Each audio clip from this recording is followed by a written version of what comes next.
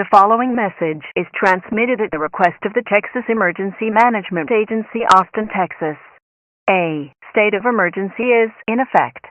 The National Weather Service has issued flash flood emergencies for most of the state of Texas, predicting record-breaking floods and heavy rain.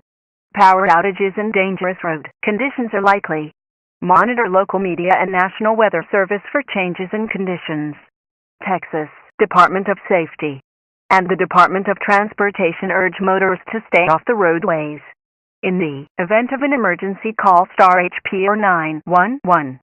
For the staff of government offices statewide, visit EAS.gov.